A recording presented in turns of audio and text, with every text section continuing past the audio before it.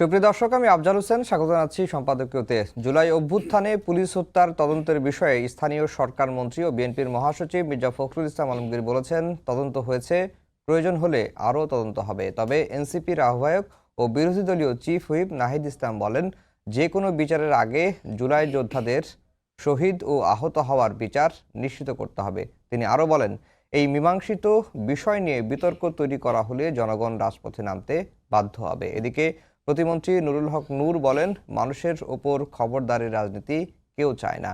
এসব নিয়ে আমাদের আজকের সম্পাদকীয় রাজনীতির মত দ্বিমত। এ বিষয়ে কথা বলতে আমাদের স্টুডিওতে উপস্থিত আছেন আশরাফ কায়সার, লেখক ও রাজনৈতিক বিশ্লেষক, এবং এস.এম. জাহাঙ্গীর হোসেন, সংসদ সদস্য, বিএনপি। দর্শক, আপনারা এই আলোচনায় অংশ নিতে পারেন। এজন্য আপনাদের ফোন করতে হবে টেলিভিশনে দেখার নম্বরে। এছাড়া ফেসবুকের মাধ্যমেও আপনাদের মন্তব্য পাঠাতে পারেন। আলোচনা শুরুতেই জানিয়ে দেব আজকের প্রধান শিরোনাম। ২৭ দিনে ১০ বার কাঁপল দেশ। এবারের ভূমিকম্পের উৎপত্তিস্থল সাতক্ষীরার আশাশুনি। বিভিন্ন স্থানে ভবনে ফাটল, ক্ষয়ক্ষতি। আতঙ্কিত না হয়ে সচেতন হওয়ার পরামর্শ। গণতন্ত্রকে প্রাতিষ্ঠানিক রূপ দিতে সঠিক সময়ে হবে স্থানীয় নির্বাচন, জানালেন এলজিআরডি মন্ত্রী। ভোটের জন্য নেতাকর্মীদের প্রস্তুতি নেওয়ার নির্দেশ জামায়াত আমিরের। তারেক রহমানের নেতৃত্বে বাংলাদেশে স্থিতিশীলতা ফেরার আশা ওআইসির বিভিন্ন দেশের। প্রধানমন্ত্রীকে সৌদি সফরের আমন্ত্রণ, জেদ্দায় পররাষ্ট্রমন্ত্রীর সঙ্গে বৈঠক। নরসিংদীতে ধর্ষণের শিকার কিশোরীকে হত্যার ঘটনায় গ্রেফতার ৫। বাকিদের খোঁজে অভিযানে পুলিশ। মূল অভিযুক্ত নুরাসহ জড়িতদের ধরতে স্থানীয় এমপির আলটিমেটাম। এবং বইমেলার প্রথম শিশু প্রহরে চিত্রাঙ্কন প্রতিযোগিতায় উচ্ছ্বাস। সিসিমপুর না থাকায় অনেকের আক্ষেপ। ছুটির দিনে স্টলে স্টলে বই প্রেমীদের ভিড়।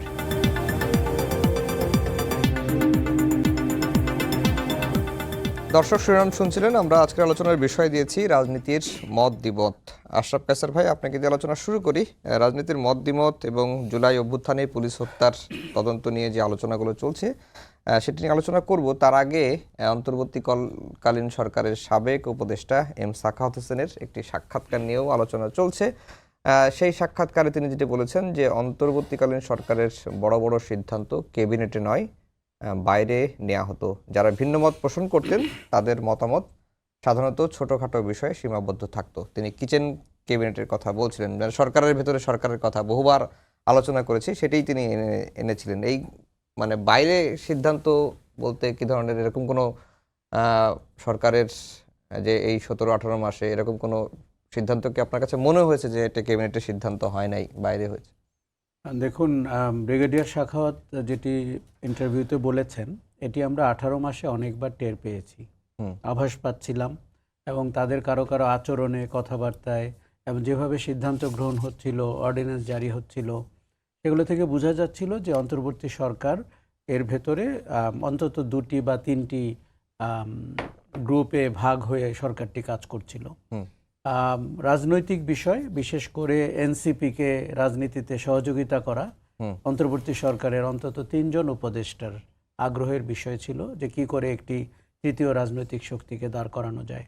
করতে গিয়ে তারা অনেকটা বাড়াবাড়ি করেছেন এবং চোখে পড়েছে 3 জন ছাত্র উপদেষ্টা নেওয়া হয়েছিল এবং তাদের বিভিন্ন রাজনৈতিক কর্মকাণ্ড কনফ্লিক্ট অফ ইন্টারেস্ট সত্ত্বেও সরকারটি মেনে নিচ্ছিল। আরেকটি অংশ, এই যে মব ভায়োলেন্স ছড়িয়ে পড়ল সারা দেশে এবং সরকার ঘটনার সময় যেভাবে প্রতিক্রিয়া দেখানোর কথা, সরকার তো আইন শৃঙ্খলা বাহিনী তার হাতে আছে, কিন্তু আমরা ওইভাবে মোবিলাইজড হতে দেখলাম না। এর সাথেও কয়েকজন উপদেষ্টার নাম আমরা তখন শুনছিলাম, যে কারা চায় যে অস্থিতিশীলতা থাকুক, নির্বাচনটি অনিশ্চিত হয়ে যাক কিংবা পিছিয়ে যাক, এবং তাতে কোন রাজনৈতিক গোষ্ঠী বেনিফিটেড হবে। তৃতীয় এবং যেটা সবচেয়ে সিরিয়াস, সেটা হচ্ছে যে অন্তর্বর্তী সরকারের, আপনি জানেন যে ম্যান্ডেট ওই অর্থে ডিফাইন্ড ছিল না, তারা কি করতে পারবেন আর কি করতে পারবেন না। তত্ত্বাবধায়ক সরকারের কিন্তু 3 মাসের একটা ম্যান্ডেট থাকে, যে উনি রুটিন কাজগুলো করতে পারবেন, মৌলিক কাজগুলোতে হাত দিবেন না। অন্তর্বর্তী সরকার এই সুযোগটি নিয়েছে এবং তারা, আপনি খেয়াল করবেন যে মার্কিন যুক্তরাষ্ট্র, জাপান, চিটাগাং পোর্ট, বাংলাদেশের খুব মৌল ইন্টারেস্টের জায়গাতে তারা হাত দিয়েছে এবং তারা এমনকি বিদায় নেওয়ার 72 ঘন্টা আগেও চিটাগং পোর্টের একটি টার্মিনাল একটি ডিপি ওয়ার্ল্ডকে দেওয়ার জন্য তৎপরতা চালাচ্ছিলেন এই ব্রিগেডিয়ার শাখাওয়াতি, যিনি এখন ইন্টারভিউতে এই কথা বলছেন। কাজেই আমি বলবো যে উনি ইন্টারভিউতে বলেছেন ভালো কথা, তাতে করে আমরা আরও তদন্ত আরও জানতে চাই, বুঝতে চাই। দেখুন, কাউকে দোষারোপ করার জন্য না এবং সরকারটির খারাপ দিক খুঁজে বের করার জন্য না, আমাদেরকে যারা শাসন করেন, এমনকি বিএনপি বর্তমানে বাংলাদেশ শাসন করছে, আমি সত্যিই চাই তার প্রতিটি পদক্ষেপ মানুষ যেন মনোযোগের সাথে অবজার্ভ করে। তাতে করে বিএনপির ভালোটাও ঘটতে পারে, খারাপটাও ঘটতে পারে। অন্তর্বর্তী সরকার কি করে সিদ্ধান্ত নিচ্ছিল, কারা তাদের সিদ্ধান্ত নেওয়ার ক্ষেত্রে ভূমিকা রাখছিলেন, এবং তাদের সরকারে যে এই যে বাইরের থেকে এত মানুষ এসে যুক্ত হলো, যাদের কারো কারো আপনার দ্বৈত নাগরিকত্ব রয়েছে, তাদের দু একজনকে বিএনপিও ধার করেছে এখন। সো এই বিষয়গুলো একজন নাগরিক হিসাবে আমার কৌতূহলের বিষয়। ব্রিগেডিয়ার শাখাওয়াত কিছু জিনিস বলেছেন, উনি কিচেন ক্যাবিনেটের কথা বলেছেন, এবং উনি নিজে বলেছেন যে উনি ওই ক্যাবিনেটের অংশ ছিলেন না। কারণ আপনি জানেন, ওনার তৃতীয় কিংবা চতুর্থ দিনেই উনি আওয়ামী লীগের রাজনীতি করার অধিকার নিয়ে মন্তব্য করতে গিয়ে স্বরাষ্ট্র উপদেষ্টার পদটি হারিয়েছিলেন। কাজেই এই সরকারটি কেন বিদেশি চুক্তিগুলোর দিকে এত মনোযোগী হয়েছিল, এবং এই সরকারটি কেন সবগুলো রাজনৈতিক দলকে লেভেল প্লেইং ফিল্ড দিতে ব্যর্থ হয়েছে। তবে সরকারটির দুটি ভালো দিক হয়েছে আমি বলবো। প্রথম সপ্তাহে সরকারটি ভারতের ব্যাপারে একটি সম্মানজনক অবস্থানের ইঙ্গিত দিয়েছে। আমি বলবো না যে ভারত বিরোধিতার ইঙ্গিত দিয়েছে। আমার দেশকে নিয়ে কথা বলা, ভারতকে বিরোধিতা করা এক হলো না, কিন্তু প্রফেসর ইউনূস শপথ নেওয়ার আগের থেকেই বলেছেন যে বাংলাদেশের ইন্টারেস্টে উনি কথা বলবেন, 7 sister can be at stake. আর বিদায় নেওয়ার সময় এই যে নির্বাচনটি করে যেতে পেরেছেন, এটি আমি সরকারের সফলতা বলবো। এবং নির্বাচনটি যতটা সুষ্ঠু উৎসব মুখর হওয়া দরকার সেটি হয়েছে। মাঝে অনেক অনিশ্চয়তা ছিল, নির্বাচনের আগের দিন সন্ধ্যায়ও কাউকে অনেক পণ্ডিতদেরকেও আমরা বলতে শুনেছি যে নির্বাচনটি হবে না, কিন্তু নির্বাচনটি হয়েছে, সরকারটি সাধুবাদ পাবে।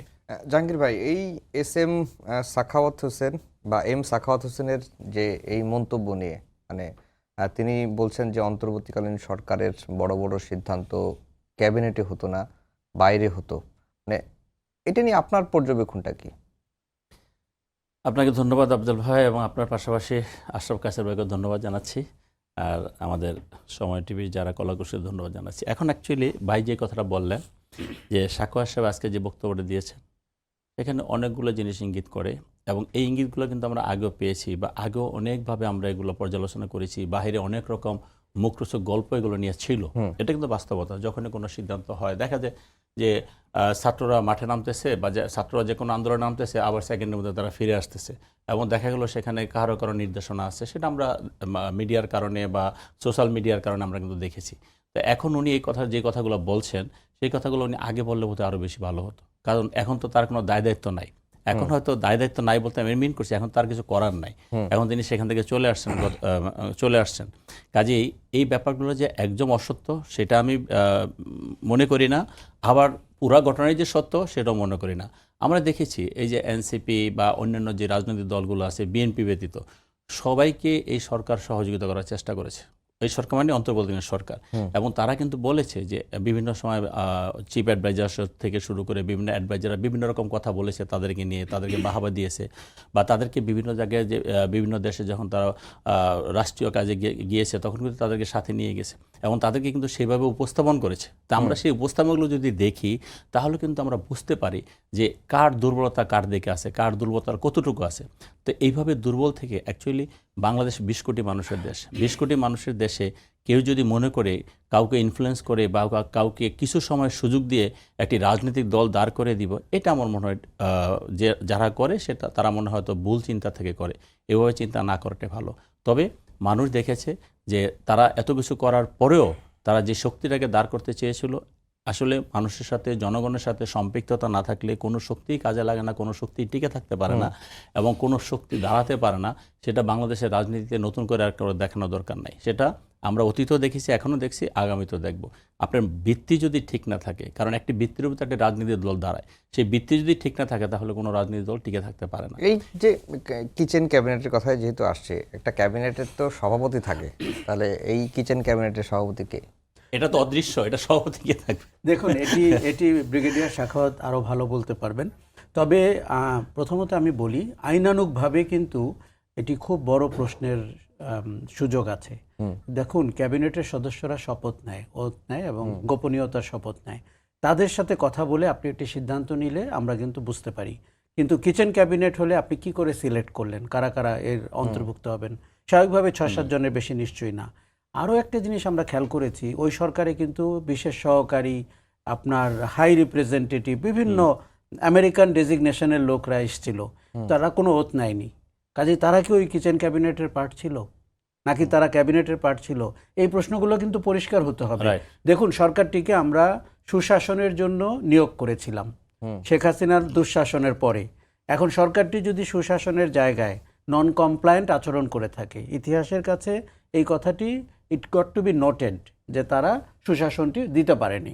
এখন কিচেন ক্যাবিনেট কোন কোন সিদ্ধান্ত নিয়েছে, এই জায়গাগুলো পরিষ্কার হওয়া দরকার। আরেকটা কথা আপনাকে আমি বলি, টেস্ট টিউবে কিন্তু রাজনৈতিক দল গঠন করা যায় না। রাজনৈতিক দল রাস্তায় করতে হবে, মাঠে করতে হবে, জনগণের সাথে করতে হবে। সরকারটি যেটি চেষ্টা করলো যে এই নাহিদ ইসলামের নেতৃত্বাধীন যে সংগঠনটি, তাকে কোনোভাবে যমুনা থেকে প্রধান উপদেষ্টার কার্যালয় থেকে সাহায্য সহযোগিতা করে জাতিসংঘে নিয়ে গিয়ে খুবই দৃষ্টিকটু মনে হয়েছে।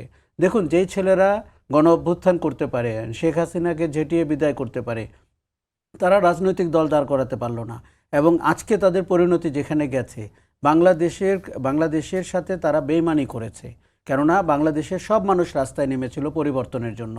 তারা তাদের 6 জন বা 7 জন সংসদ সদস্য বুঝে নিয়ে তারা কিন্তু তাদের রাজনীতির সমঝোতা করলো কোন পথে? পুরনো বন্দোবস্তের পথে। সে তো নতুন বন্দোবস্তে হাঁটলো না। আমরা তো দেখতে চেয়েছিলাম সে নতুন বন্দোবস্তে হাঁটুক, কষ্ট করে এই পার্লামেন্টে একটি সদস্য না হোক, 300 জন রিপ্রেজেন্টেটিভ তো বেরোতো। কাজেই রাজনীতির গুণগত মানে তারা যেই কথাগুলো বলেছে। তাহলে কালকে যে এই জাতীয় নাগরিক পার্টির 1 বছর প্রতিষ্ঠা বার্ষিকী, মানে এই 1 বছরে তাদের অর্জন যদি কি বলি, মানে সফলতা ব্যর্থতা যদি বলতে বলি, তাহলে সফলতা কি আর ব্যর্থতা? আচ্ছা, প্রথম কথা হচ্ছে, যেহেতু আওয়ামী লীগ বাজারে নাই, আপনি এখন তৃতীয় দল হয়ে গেছেন। এটি অনেকটা সুযোগে হয়েছেন, কিন্তু এটি কি সাস্টেনেবল? এটি কি টিকে থাকবে? আমার মনে হয় না। আর দ্বিতীয় কথা হচ্ছে যে তারা তো অনেক বড় বড় ফিলোসফিক্যাল দার্শনিক কথা বলেছিলেন, নতুন বন্দোবস্তের কথা বলেছিলেন, ক্ষমতা না জনতা বলেছিলেন। সেইগুলোর রিফ্লেকশন আমরা তাদের ইশতেহারেও পাইনি এবং তাদের জীবনযাপনেও পাইনি, রাজনৈতিক চর্চায় পাইনি। একটি রাজনৈতিক দল একটি আদর্শে পরিচালিত হবে, তাদের আদর্শটি আমাদের কাছে গত 18 মাসেও পরিষ্কার হয়নি। আপনি যদি 12 মাস দেখেন। আরেকটা হচ্ছে যে আপনি যত প্রাসাদে গিয়ে, চিফ অ্যাডভাইজারের অফিসে গিয়ে কিংবা প্রধানমন্ত্রীর অফিসের আশেপাশে ঘুরে রাজনৈতিক দল করবেন, ওটা কিন্তু কিংস পার্টি, এর আর কোনো নাম নাই। আপনার শুনতে খারাপ লাগবে, এই যে ফেরদৌস আহমেদ কুরেশিরা করেছিল, এবং এটি কিন্তু ধোপে টিকে না। আপনাকে জনগণের কাছে টিকে না সেটা কোনোভাবে। বাংলাদেশের ইতিহাসে 5ই অগাস্টের পরবর্তী প্রেক্ষাপট আর দ্বিতীয়বার একইভাবে রচিত হবে না। কাজে এই সুযোগে শুধু তো এই রাজনীতির আকাঙ্ক্ষাটি নাহিদ ইসলাম বা আক্তার হোসেনের না, এই রাজনীতির আকাঙ্ক্ষাটি ছিল বাংলাদেশের। আমরা আওয়ামী লীগ বিএনপির বাইরে বা জামাতের বাইরে, জাতীয় পার্টির বাইরে একটি ভিন্ন চেহারার, ভিন্ন ফিলসফির, জনগণ থেকে উত্থিত একটি রাজনৈতিক দলের স্বপ্ন দেখেছিলাম, সবাই দেখেছিল। জি, জাহাঙ্গীর ভাই, আজকে সিলেটে জামাতের আমির একটি মন্তব্য করেছেন এবং জামাতের সেক্রেটারি জেনারেল গোলাম পরোয়ারের একটি মন্তব্য আছে। আমির যেটা বলেছেন যে লোকেরা বলছেন আপনারা হারেননি, আপনাদেরকে হারিয়ে দেওয়া হয়েছে, আপনার জামাতের হক নষ্ট করা হয়েছে। আর গোলাম পরোয়ার বলছেন যে ভোট গণনা ফলাফল ঘোষণার মধ্যে ইঞ্জিনিয়ারিং করা হয়েছে। আমি একটু আশরাফ ভাইয়ের কাছে যে কথাটা শুনতেছিলাম, যে গণ আন্দোলনে তারা কিছু ভূমিকা রেখেছে, যে কথাটা বলছি, এই গণ আন্দোলন তো একদিনে সৃষ্টি হয়নি। একটি গণ আন্দোলন সৃষ্টি করতে তার প্রেক্ষাপটটা অনেক দূর থেকে সৃষ্টি হয়েছে। 2008-এ যে নির্বাচন হয়েছে, সে 8-এর নির্বাচন, পরবর্তী 2014 নির্বাচন, 2018 নির্বাচন, 2024 নির্বাচন, এই প্রতিটা নির্বাচন কিন্তু এই গণ আন্দোলনকে এগিয়ে নিয়ে আসছে। এবং সেখানে নেতৃত্ব দিয়েছে কে? বিএনপির চেয়ারম্যান, আজকে বাংলাদেশের প্রধানমন্ত্রী, মাননীয় প্রধানমন্ত্রী জনাব তারেক রহমান। তো এই যে আমরা যে দীর্ঘ বছরগুলো আমরা গুম, খুন, হত্যা, নির্যাতনের শিকার হলাম, সেখানে সেই তাদের কি কোনো মূল্য নেই? তাদের কি কোনো গুরুত্ব নাই? তারা একটা পর্যায়ে দেখেন, যখন খেলা শেষ পর্যায়ে হয়ে যায়, যখন উইনিং টিম থাকে, সেই উইনিং টিমে অনেকেই জয়েন করতে যায়। তো এই 17 বছরে বাংলাদেশের মানুষকে একটা উইনিং জায়গায় নিয়ে গেছে তারেক রহমান সাহেব। তো সেইখানে হ্যাঁ, তাদের অবদানকে আমি অস্বীকার করতেছি না, কিন্তু সেখানে সারা দেশের মানুষ সেই আন্দোলনে অংশগ্রহণ করছে, ছাত্র জনতা সকল। এবং যে আপনি যে মৃত্যুর রেশিও দেখেন, সেখানে আপনি দেখেন কারা মৃত্যুর রেশিওতে আগে আছে। আমি বলতেছি না যে বেশি মৃত্যুবরণ করছে সেটাই ভালো হয়েছে, তা না, মৃত্যুর রেশিওতে কারা আগে গেছে। তাই এখন একইভাবে তারা যদি গণ আন্দোলনের দাবিদার হয়ে যায় একটি মাত্র দল, তা সেটা মনে হয় দেশের জনগণ সেটা সেভাবে নেয়নি বা নেবে না। আপনি যে কথাটা বলছেন আজকে, ওইটা হলো আমার ওই জায়গার কথা। তো আপনি যেটা বললেন যে জামাতের আমির বলেছে যে তাদের রেজাল্ট পাল্টিয়ে দেওয়া হয়েছে, বা তাদের রেজাল্ট তাদেরকে জামায়াতের আমির বলছেন যে তাদেরকে অনেকেই বলেন যে আপনারা হারেননি, আপনাদেরকে হারিয়ে দেওয়া হয়েছে।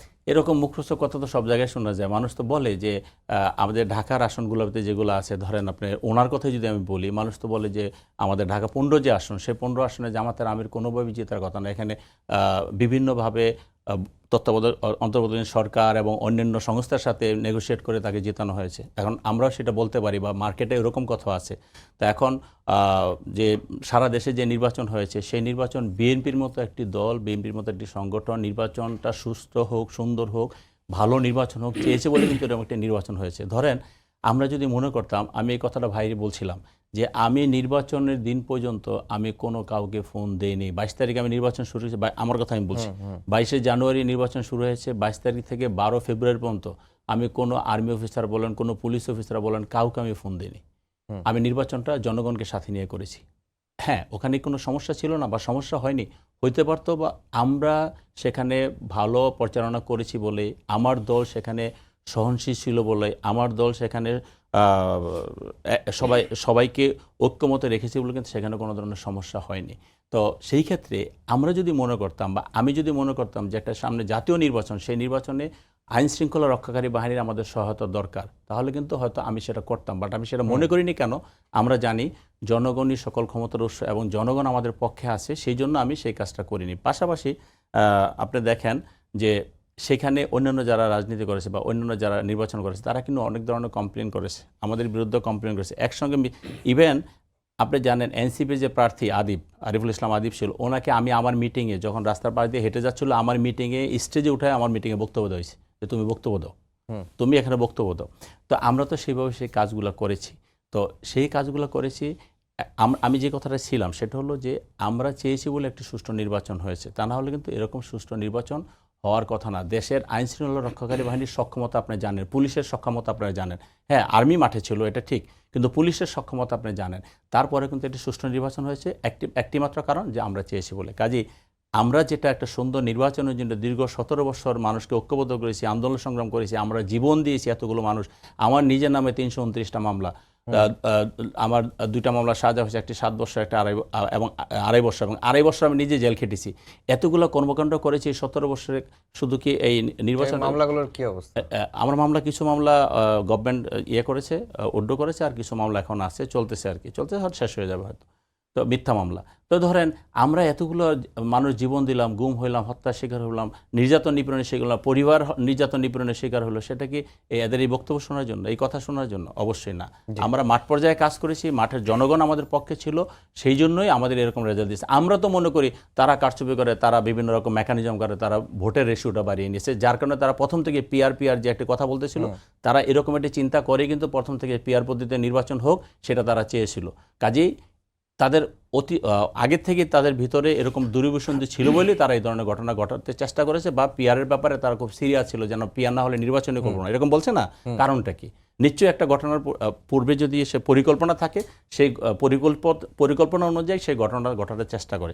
দেশের জনগণ সেটা মানেনি, পিআর পদ্ধতি মানেনি, যার কারণে আমরা নর্মাল ব্যালটে যে নির্বাচন করেছি সেই নির্বাচন নির্বাচিত হয়েছে। এখানে অন্য কোনো কিছু ছিল আছে বলে আমরা মনে করি না, বরঞ্চ তাদের ব্যাপারে অনেক রকম মুখরোচক গল্প শোনা যায় মাঠে। কায়সার ভাই, যেটা হচ্ছে যে জাহাঙ্গীর ভাই শেষের দিকে বললেন যে তার ধারণা যে তারা হয়তো মেকানিজম করে ভোটের রেশিওটা বাড়িয়েছেন, এটি একটি দিক। আর 5 আগস্ট বা যে 5 আগস্টের আগে যে 3 সপ্তাহের আন্দোলন, এটা আসলে গণ আন্দোলন ছিল, সকল শ্রেণী পেশার মানুষ, আওয়ামী লীগ বাদে, জাতীয় পার্টি বাদে, তারা সবাই অংশগ্রহণ করেছে। তো এই আন্দোলনে পুলিশ নৃশংসভাবে হত্যার শিকারও হয়েছে। এখন বিএনপি যেটি বলছে যে পুলিশ হত্যার তদন্ত হবে, এবং যেটি জাতীয় নাগরিক পার্টি বা যারা আছেন জামাতের, তারা বলছেন যেটি আসলে ছাত্রদেরকে ভয় দেখানো হচ্ছে কিনা। যদি গণ আন্দোলনই হয় তাহলে এককভাবে কেন তাদেরকে টার্গেট করা হচ্ছে এরকম মনে হচ্ছে। দেখুন, এটি একটা স্পর্শকাতর বিষয়, আপনাকে খুব বুঝে শুনে মন্তব্য করতে হবে। বিএনপি নেতৃত্বকেও তাই করতে হবে। আওয়ামী লীগ প্রথম দিন থেকে, মানে পালিয়ে যাওয়ার পরের দিন থেকেই পুলিশ হত্যার বিচারটাকেই মূল এজেন্ডা বানিয়েছে এবং তারা বলছে যে তারা স্বাভাবিকভাবে নাম্বার বহুগুণ বাড়িয়ে বলেছে যে এত পুলিশ মারা গেছে, এই হয়েছে, যেটা মিথ্যাচার।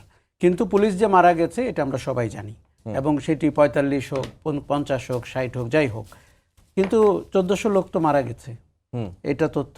৩০,০০০ ছেলে মেয়ে তো পঙ্গু হয়েছে, এটিও সত্য। ওই ১ মাস, মানে ৫ই আগস্টের আগের 1 মাস আমি ওই ব্যক্তিগতভাবে রাজপথেই ছিলাম। আমি তো 16 জুলাই থেকে 16 জুলাই থেকে ধরলাম, মানে আবু সাইদ যেদিন মারা যায়, আবু সাইদ যেদিন মারা যায়, বাংলাদেশের সব লোক দেখেছে কারা পুলিশের হাতে অস্ত্র দিয়েছে, কারা যুবলীগ ছাত্রলীগের হাতে অস্ত্র দিয়েছে, পাড়া মহল্লার সবাই সাক্ষী আছে, সবার হাতে মোবাইল ক্যামেরা ছিল, ফুটেজ নেওয়া আছে, কাজে এগুলো কিন্তু লুকানোর বিষয় না। এরও আগে আপনাকে মনে রাখতে হবে 15 বছরের একটা প্রেক্ষাপট আছে। ৩,০০০ মানুষ গুম হয়েছে, খুন হয়েছে, আয়নাঘরে গেছে এবং পুলিশের র্যাবের চাঁদাবাজির শিকার হয়েছে। কাজেই মানুষের যে আইনশৃঙ্খলা রক্ষাকারী বাহিনীর প্রতি একটা ক্ষোভ এবং বিতৃষ্ণা, সেটার বহিঃপ্রকাশ যে ওই সময় ঘটেছে এটিও সত্য। কাজে আপনি যদি পুলিশ হত্যার তদন্ত করেন, আপনি গুম খুন আয়না বা ঘরের গুলো আবার তদন্ত করবেন। 15 বছরে পুলিশের যে অত্যাচার, নির্যাতন এবং পুলিশের মধ্যে যে বেনজির আহমেদ প্রবণতা, তাদেরও একটু তদন্ত করতে হবে। কাজী মির্জা ফখরুল সাহেব যখন এটি বলেছেন, আমার ধারণা উনি, আমি কিন্তু তার কথা সমর্থন করি, যে কোনো মানুষের আইনানুগ অধিকার পাওয়ার সুযোগ রয়েছে, সেটি পুলিশ হোক, স্টুডেন্ট হোক, শ্রমিক হোক, সবার। কিন্তু এর পেছনের প্রেক্ষাপটটি আপনি না বললে হঠাৎ করে মনে হবে যে আপনি জুলাই আন্দোলনকে প্রশ্ন করছেন, অথবা পুলিশ খুনের পেছনে আপনি অন্য কোনো দূরভিসন্ধি দেখছেন। ব্যাপারটা তা না। কোনো কোনো জায়গায় দুর্ভাগ্যজনকভাবে, বিশেষ করে সিরাজগঞ্জের একটি ফাঁড়িতে দুর্ভাগ্যজনক ঘটনা ঘটেছে, আমরা সবাই সেটি জানি। কিন্তু আপনি যাত্রাবাড়ি হত্যাকাণ্ডকে দেখেন, বসিলা হত্যাকাণ্ডকে দেখেন, সাভার হত্যাকাণ্ডকে দেখেন, জাহাঙ্গীরনগর বিশ্ববিদ্যালয়ের সামনে শেখ হাসিনা পালিয়ে যাওয়ার পরেও 6 জন হত্যা করা হয়েছে। কি যে ভাবেন একবার, শেখ হাসিনা তখন দেশে নাই, এই অবস্থায় পুলিশের আচরণ কোথায় কোথায় ঘটেছে, জীবন্ত মানুষকে পুড়িয়ে দিল। একটা জিনিস আমরা আপনাকে বলি, আজকে জুলাই অগাস্টের কিন্তু এতিম, কারণ জুলাই অগাস্টের কোনো প্যারেন্ট এখন নাই। ওই যারা জুলাই অগাস্টের দাবিদার, তারাও জামাতে ইসলামীর ক্যাম্পে জয়েন করেছে, নির্বাচিত হতে হবে, নিরাপত্তা চেয়েছে। আমি বুঝলাম না নিরাপত্তা মানে কি, তাহলে কোটি কোটি লোকের নিরাপত্তা কে দিবে? আচ্ছা, এখন ঘটনা হচ্ছে জুলাই অগাস্টকে নিয়ে বারবার প্রশ্ন করে আপনি আপনার অস্তিত্বকে প্রশ্নের মুখে ফেলা ঠিক হবে না। পুলিশকে সংস্কার করতে গত সরকার, অন্তর্বর্তী সরকার ব্যর্থ হয়েছে। বিএনপিকে খুব কঠোর হস্তে পুলিশকে সংস্কার করতে হবে। পুলিশের এখন পর্যন্ত শোনেন, রাজনৈতিক সরকার আসলেই পুলিশের ভাও শুরু হয়, সে বোঝার চেষ্টা করে সে এখন বগুড়া হবে না ছাত্রদল হবে। এটাই কিন্তু আমাদের কালচার। আপনাকে পুলিশকে পেশাদার জায়গায় আনতে হবে। অতীত যা ঘটেছে সেটা ঘটে গেছে, সেটার দায় পুলিশকেও নিতে হবে। শোনেন, বিপ্লব, অভ্যুত্থান, গণ আন্দোলনে আইন শৃঙ্খলা বাহিনী মারা যাবে না, এটা ইতিহাস কোথাও নাই। নেপালের দিকে তাকান, শ্রীলঙ্কার দিকে তাকান। আচ্ছা, তাদের কি প্রেক্ষাপট রয়েছে 15 বছরের অত্যাচারের? I don't think so. Sheikh Hasina নির্বাচনহীনভাবে রাজনৈতিক কর্মীদেরকে জেলে পুরে 3টি অনির্বাচিত সরকার চালানোর চেষ্টা করেছেন। তাকে টিকিয়ে রেখেছিল পুলিশ, তাকে টিকিয়ে রেখেছিল র্যাব, কখনো কখনো জনপ্রশাসন। তার দায় তো তাদের নিতে হবে। কাজেই হঠাৎ করে কিলিংটাকে বিক্ষিপ্ত ঘটনা ভাবলে হবে না। এর পরম্পরা রয়েছে, প্রেক্ষাপট রয়েছে, কনটেক্সট রয়েছে, সেই জায়গাটিতে দেখতে হবে। পুলিশ যে হাসিনা পালিয়ে যাওয়ার পরেও খুনগুলো করেছে, কিন্তু এখন বিএনপি যে বলছে, এটা কি আসলে, মানে আপনি যেটা বলছেন যে প্রতিটি অপরাধের বা হত্যারই তদন্ত হওয়া উচিত, মানে সেই মোটিভ নিয়ে বলছে, নাকি যেটি জুলাই অভ্যুত্থানকে হুমকি বা জুলাই অভ্যুত্থানের যে সামনের সারির নেতারা জামাতের দিকে গেছে বা আলাদা একটা দল করেছে, তাদেরকে একটু বার্তা দেওয়া? বা দেখুন, আপনি যদি আইনের শাসনের পক্ষে হন, আপনি তো সব হত্যাকাণ্ডকে প্রশ্ন করতে হবে। বিডিআরে যেটি ঘটেছে, পিলখানা হত্যাকাণ্ড, সেটিকেও আপনি আবার করতে হবে। এবং পুলিশ মারা গেছে, এটিও করতে পারেন। অধিকতর তদন্ত হতেই পারে, অধিকতর তদন্ত সবসময় হতে পারে। কিন্তু আপনি ভালো প্রশ্ন করেছেন যে এটি কি আসলে অভ্যুত্থানকারীদের যারা রাজনৈতিক শক্তি হয়েছে তাদেরকে একটু ভয় দেখানোর জন্য কিনা, নাকি এটি তদন্তের স্বার্থে? এটি সময় বলে দিতে পারবে।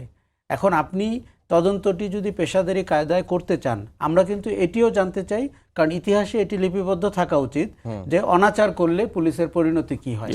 দেখুন, এই 5 বছর পুলিশ যদি এই ধরনের অপকর্মে লিপ্ত হয়, নিশ্চয়ই কোনো একদিন তার ঘটনাও ঘটবে। কাজে এটা আমরা লিপিবদ্ধ রাখতে চাই, কিন্তু প্রতিপক্ষকে ঘায়াল করতে গিয়ে তাহলে আপনি অধ্যাদেশটার কি হবে, দায় মুক্তির এটা? না, এখন অন্তর্বর্তী সরকারের অধ্যাদেশগুলো তো প্রশ্নের মুখে। আচ্ছা, কারণ এই অধ্যাদেশগুলো যদি জাতীয় সংসদে বিএনপি সরকার ওইভাবে সবগুলোকে পাশ না করে, তারা তো বলছে তারা খতিয়ে দেখে দেখে করবে। মানে ওটা পাশ না করলেই তো তদন্তের বিষয়টা চলে open হয়ে আসবে, যাবে। যদিও দায় মুক্তির একটি বিধান কিন্তু রয়েছে। আরেকটি জিনিস মনে রাখতে হবে, জুলাই আগস্টের সাথে শুধুমাত্র তরুণদের রাজনৈতিক শক্তি না, অন্তর্বর্তী সরকার জড়িত, বিএনপি সরকার জড়িত, সবাই জড়িত। কিন্তু দেখুন, ওই সময়ে এই 4-5 জন তরুণ বা 10 জন বা 100 জন বাংলাদেশকে হয়তো ডাক দিয়েছে, কিন্তু কোটি কোটি মানুষ তো নেমেছিল, তার পক্ষে যতটা সম্ভব সেটা করেছে। আশরাফ কাসর ভাই, আমরা একেবারে শেষের দিকে চলে আসছি। এটা যেই প্রশ্নটা আসছে যে তদন্তের কথা যে বলা হচ্ছে, এটি আসলে কি ভয় দেখানোর জন্যই কিনা? না, এটা আমার মনে হয় যারা বলছে যে ভয় দেখানোর জন্য, এটা আমার মনে হয় ঠিক না। কারণ প্রতিটা জিনিসের একটা তো অধিকতর তদন্ত তো হয়ে শেষ, আর এই মামলাগুলো সিল করে দেওয়া হয়নি যে শেষ হয়ে গেছে। সব মামলা কিন্তু এখনো চার্জশিটও হয় নাই। তো সব মামলা যে চার্জশিট হয় নাই, যেগুলো চার্জশিট হয়েছে সেগুলো যদি ধরেন আপনি, আমি ধরে নিলাম যে কোনো কারণে একদম ইম্পর্টেন্ট যে খুব দরকার প্রয়োজনীয় আসামি ওখানে বাদ পড়েছে, যে কোনোভাবেই হোক বাদ পড়েছে, এখন তাকে কি বিচারের আওতায় আনতে হবে না? যদি বিচারের আওতায় আনতে হয়, হয়তো অন্য কোনো পুলিশ অফিসার ধরেন এই মামলাটা থাকা উচিত ছিল, আপনি মনে করতেছেন বা জনগণ মনে করতেছে ওই পুলিশ অফিসারটা এখানে বাদ পড়েছে, তাহলে তাকে কিভাবে ঢুকাবেন? তাকে যদি ঢুকাইতে হয় বা তাকে যদি তদন্তটা আবার নিয়ে আসতে হবে, তদন্ত নিয়ে আসনা না জাহাঙ্গীর ভাই, আপনি যেটা বলতেছেন সেটা না, আমি বলছি যে পুলিশ হত্যা, মানে পুলিশ যেগুলো মারা গেছেন সেই সবের বিচার বা তদন্ত হবে, এই ধরনের কথাগুলো আসছে বিএনপির তরফ থেকে। হ্যাঁ, এটা তো ভাই যেটা বললো যে আমাদের এই যে 15 বছরের প্রেক্ষাপট নিয়ে তো সেই জিনিসগুলো নিয়ে কথা বলতে হবে, 17 বছরের প্রেক্ষাপট নিয়ে তো কথা বলতে হবে। এখন তদন্ত তো যে কোনো কারণে যে কোনো সময় একটা অধিকতর তদন্ত হতে পারে। তো এখন তদন্ত হওয়া মানে কিন্তু আপনাকে এখানে থ্রেট করা বা আমাকে থ্রেট করা তা কিন্তু না, আমি মনে করি না। আর আমরাও এটার অংশ, আমরা এই পার্টির একটা অংশ, আমরা তো আর তার বাহিরে না। ধরেন যে আন্দোলনটা হয়েছে, সেই আন্দোলনের সর্বোচ্চ ভূমিকা তো আমাদেরই ছিল, বা সর্বোচ্চ ত্যাগ তো আমাদেরই ছিল।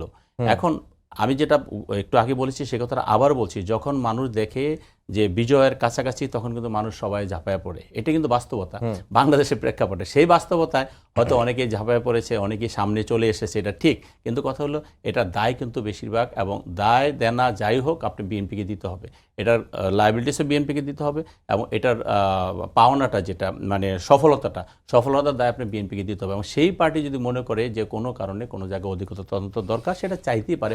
হবে কি হবে না সেটা পরের ব্যাপার। এখন এটা আমাদের মহাসচিব বলেছেন, এখন কোন প্রেক্ষাপটে বলেছেন সেটা তো আমি জানি না। উনি হয়তো ওনার দৃষ্টিভঙ্গি থেকে বলেছেন, আরেকজনের দৃষ্টিভঙ্গি থেকে একরকম বলেন। আমরা দুইজন কথা বলতেছি, আপনার কথা, আমরা তিনজন তো 3 রকম দৃষ্টিভঙ্গি নিয়ে কথা বলতেছি, একই দৃষ্টিভঙ্গি দেখানো হয়নি। যখন এটা ফয়সালা হবে যে না এই মামলাটা আবার তদন্ত করা হোক, তখন বোঝা যাবে কোন দৃষ্টিভঙ্গি থেকে এটা আসে। আমি শুধু একটি লাইন যুক্ত করতে চাই। দেখুন, ওই সময় আমরা তড়িঘড়ি করে সারা দেশে মামলা হতে দেখেছি গত 18 মাসে, বিশেষ করে প্রথম 3 মাসে। এবং অধিকাংশ মামলা কিন্তু অনেক দুর্বল, কারণ আপনি সবাইকে, প্রায় 90% মানুষকে খুনের মামলায় ধরেছেন। আপনি সাংবাদিকদেরকে, সম্পাদকদেরকে খুনের মামলায় ধরে জেলখানায় পুরে রেখেছেন।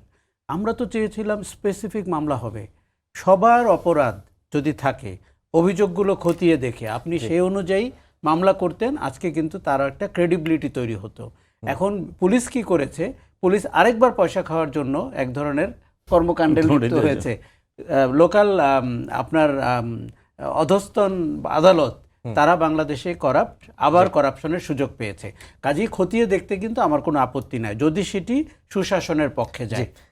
জুলাই আগস্টের মোট মামলা হয়েছে 1841টি, এর মধ্যে তদন্ত শেষ হয়েছে 140টি, বিচার সম্পন্ন হয়েছে 3টি। প্রায় 95% মামলায় এখন পর্যন্ত তদন্তাধীন রয়েছে। সবাইকেই ধন্যবাদ জানিয়ে শেষ করছি আমাদের আজকের সম্পাদকীয়। আগামীকাল আবারও দেখা হবে একই সময়ে। শুভরাত্রি।